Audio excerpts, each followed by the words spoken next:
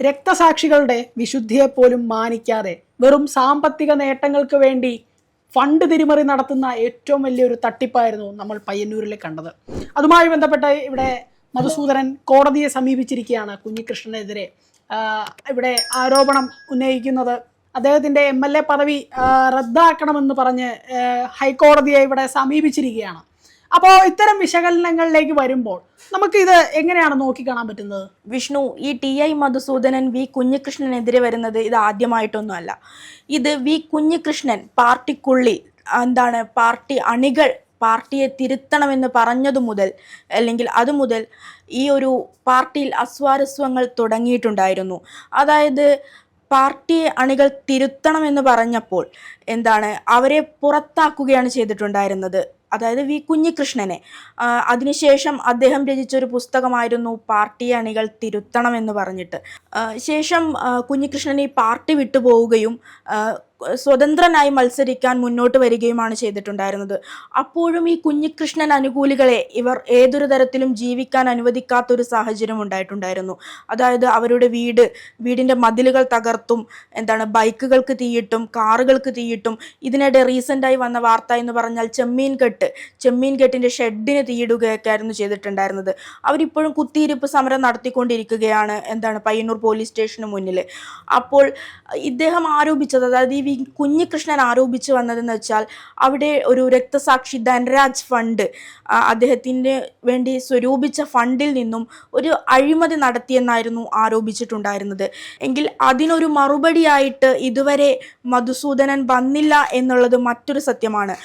അവർ പാർട്ടിക്ക് അല്ലെങ്കിൽ ഒരു തിരഞ്ഞെടുപ്പിന് മുന്നേ ആയി അവർ ഇതിനെപ്പറ്റി യാതൊന്നും പ്രതികരിച്ചിരുന്നില്ല. എന്നാൽ ഈ ഒരു തിരഞ്ഞെടുപ്പ് ഫലത്തിന് ശേഷം അദ്ദേഹത്തിൻ്റെ വിജയത്തിന് ശേഷമാണ് ഈ ഒരു നടപടി ഇപ്പോൾ മുന്നോട്ട് വന്നിട്ടുള്ളത്. ഇവിടെ നമ്മൾ മനസ്സിലാക്കുകയെന്ന് വെച്ചാൽ ഈ കുഞ്ഞികൃഷ്ണൻ എന്ന് പറയുന്ന നേതാവ് അദ്ദേഹം പാർട്ടിയുടെ ആദ്യകാലങ്ങൾ തൊട്ട് എത്രത്തോളം വർഷം എക്സ്പീരിയൻസ്ഡ് ആ ഒരു മുൻപരിചയമുള്ളൊരു വ്യക്തിയാണ്. പാർട്ടിയുടെ ഓരോ ഘടകങ്ങളിലും താഴെഘടനയിലും അദ്ദേഹത്തെ ആ നാട്ടുകാർ പറയുന്നത് കറകളഞ്ഞ കമ്മ്യൂണിസ്റ്റ് എന്നാണ്. അതെ. അപ്പൊ അദ്ദേഹത്തെ പോലെ ഒരാളെയാണ് ഇവിടെ അപമാനിക്കാൻ നോക്കുന്നത്. ഇവിടെ പാർട്ടിയിലെ തെറ്റുകൾ കണ്ട് പാർട്ടി തിരുത്തപ്പെടണം എന്നുള്ള തെറ്റുകൾ കണ്ട് അത് ഇവിടെ നമ്മൾ കഴിഞ്ഞ ദിവസം കേട്ടാണ് സംസ്ഥാന കേന്ദ്ര കമ്മിറ്റി തന്നെ പറഞ്ഞു സർക്കാരിനെ തിരുത്താൻ പാർട്ടിക്കായില്ല എന്ന് പറയുന്നത്. ഇവിടെ ഒരു വ്യക്തി തന്നെ പാർട്ടിയെ തിരുത്താൻ ഇറങ്ങി തിരിച്ചപ്പോൾ ആ തിരുത്തലിനെ ഒട്ടും പരിഗണിക്കാതെ അല്ലെങ്കിൽ വകവയ്ക്കാതെ അദ്ദേഹത്തെ ഇവിടെ പാർട്ടിയിൽ നിന്ന് പുറത്താക്കി. ഇവിടെ പാർട്ടിയെക്കുറിച്ച് സംസാരിക്കുന്നവനെയും പാർട്ടിയെ വിമർശിക്കുന്നവനെയും ഇവിടെ അടച്ചാക്ഷേപിക്കുക അല്ലെങ്കിൽ പുറത്താക്കുക എന്നൊരു നയമാണ് പാർട്ടി ഇപ്പോൾ ഈ കാലങ്ങളിലായി സ്വീകരിച്ചു വരുന്നത്. പൊതുവെ ഇപ്പോൾ പാർട്ടിക്ക് എല്ലായിടത്തും വളരെ സമയം ദോഷമാണെന്നാണ് ഞാൻ മനസ്സിലാക്കുന്നത്. പ്രധാനമായിട്ടും എന്താണെന്ന് വെച്ചാൽ ഇവിടെ ഇപ്പോൾ ഷംസീർ തന്നെ ഇവിടെ പറഞ്ഞു ഞങ്ങൾ തോക്കാനുള്ള കാരണങ്ങൾ ഇതായിരുന്നു. EP ജയരാജൻ പറഞ്ഞു ഞങ്ങൾ ഇങ്ങനെയായിരുന്നു, തോക്കാനുള്ള കാരണങ്ങളെ ഇങ്ങനെയായിരുന്നു, ഞങ്ങൾ സമ്മതിക്കുന്നു, ഞങ്ങൾ തിരിച്ചു വരും എന്നൊക്കെ പറയുന്നു. കേന്ദ്ര കമ്മിറ്റി ഇവർക്ക് എതിരെ പറഞ്ഞു നിങ്ങൾ ഇങ്ങനെയാണ് തോക്കാൻ. അപ്പോൾ പൊതുവെ പാർട്ടിക്കെതിരെ എല്ലായിടത്തും ഒരു അസ്വാരസ്യങ്ങൾ അല്ലെങ്കിൽ അവരുടെ വിമർശനം വന്നുകൊണ്ടിരിക്കുകയാണ്. അപ്പോൾ വ്യക്തികൾ അവിടെ വിമർശിച്ച് തുടങ്ങിയിട്ടും അവിടെ പഠിച്ചിട്ടില്ല പാർട്ടി. അപ്പോഴാണ് ഇവിടെ കേന്ദ്ര കമ്മിറ്റിയിൽ നിന്ന് തന്നെ ഇവിടെ വിമർശനം ഉന്നയിച്ചത്. അപ്പോൾ ഈ കുഞ്ഞികൃഷ്ണനെ പോലെ ഒരാളെ ഇത്തരം ആരോപണങ്ങളിൽ മനഃപൂർവ്വം പെടുത്തി അദ്ദേഹത്തെയും അവിടെ മനസ്സിലായല്ലോ, നമ്മൾ ഒരുപാട് ആളുകളെ അവിടെ ജീവിക്കാൻ അനുവദിക്കുന്നില്ല. അദ്ദേഹവുമായി ബന്ധപ്പെട്ടുള്ള ഒരാളെയും ജീവിക്കാൻ അനുവദിക്കുന്നില്ല. ഇത്തരം പ്രതിഭാസങ്ങളിലേക്ക് പാർട്ടി ഒരു ഫാസിസ്റ്റ് നിലപാടെടുക്കുന്നു പോലെ ഈ ഫാസിസ്റ്റ് ചിന്തകളിലേക്ക് ഇത് മടങ്ങുന്നുവെന്ന് നമ്മൾ നോക്കിക്കാണേണ്ട ഒരു വസ്തുതയാണ്. തീർച്ചയായും വിഷ്ണു, കാരണം ഇത് പാർട്ടിക്കെതിരെ പറയുന്നവരെ പാർട്ടിയിൽ നിന്ന് പുറത്താക്കുക, അതും ഒരു പരിഹാസ രൂപേണയാണ് അവർ പിന്നീട് അവരെ കാണുന്നത്. ഈ കുഞ്ഞികൃഷ്ണൻ തന്നെ പുറത്തിറങ്ങിയപ്പോൾ നിരവധി പേർ സ്റ്റാറ്റസ് ഒക്കെ ഇട്ടിട്ടുണ്ടായിരുന്നു. അദ്ദേഹത്തെ ആയിരുന്നു കള്ളനായി ചമയ്ക്കാൻ അവർ ഉദ്ദേശിച്ചിട്ടുണ്ടായിരുന്നത്. അതായത് നിരവധി പേരുടെ സ്റ്റാറ്റസുകളിൽ അദ്ദേഹം ഒരു സ്ഥാനക്കൊതിയനാണ് അല്ലെങ്കിൽ സ്ഥാനമോഹിയാണ് എന്ന രീതിയിലൊക്കെ വന്നിട്ടുണ്ടായിരുന്നു. എങ്കിലും അവിടെ വി കുഞ്ഞികൃഷ്ണൻ വളരെ ശക്തനായി നിന്നുകൊണ്ട് തന്നെ മുന്നോട്ട് പോവുകയും തിരഞ്ഞെടുപ്പിനെ നേരിടുകയും വിജയം കൈവരിക്കുകയും ചെയ്തിട്ടുണ്ടായിരുന്നു. ഇപ്പോൾ നിരവധി കാരണങ്ങളാണ് ഇങ്ങനെ വരുന്നത്. ഇപ്പോൾ ഞാൻ മനസ്സിലാക്കുന്ന ഇവിടെ ഈ ഒരു പരാജയപ്പെട്ടതിന്റെ ഒരു ചുരുക്ക് മാത്രമായിരിക്കും ഇവിടെ മധുസൂദന് അദ്ദേഹത്തിനോടുള്ളത്. കൂടാതെ തിരഞ്ഞെടുപ്പിനെ തന്നെ ചോദ്യം ചെയ്യുക, അല്ലെങ്കിൽ ജനാധിപത്യത്തെ ചോദ്യം ചെയ്യുന്ന ഒരു അവസ്ഥയിൽ ഇത് തിരഞ്ഞെടുപ്പ് ഫലം റദ്ദാക്കണം എന്നൊക്കെ പറഞ്ഞൊരു കോടതിയിൽ ഹർജി പോവുക എന്ന് പറയുന്നത് ഉറപ്പായിട്ടും ഇതെങ്ങനെയാണ് ജനങ്ങളാണ് തെരഞ്ഞെടുത്തത്, ജനങ്ങൾ തെരഞ്ഞെടുക്കുന്നുണ്ടെങ്കിൽ ഇപ്പോഴും അവരുടെ ആ ഒരു പരാജയം അവർ അംഗീകരിക്കുന്നില്ല എന്നുള്ളത് എന്ത് വ്യക്തമായിട്ടാണ് നമുക്ക് അതിന് മനസ്സിലാക്കാൻ അംഗീകരിച്ച് തുടങ്ങണം. ഇപ്പൊ ഞാൻ മനസ്സിലാക്കുന്ന ഇവരിപ്പോ അംഗീകരിച്ച് കുറച്ചുപേരൊക്കെ അംഗീകരിച്ച് വരുന്നുണ്ട്.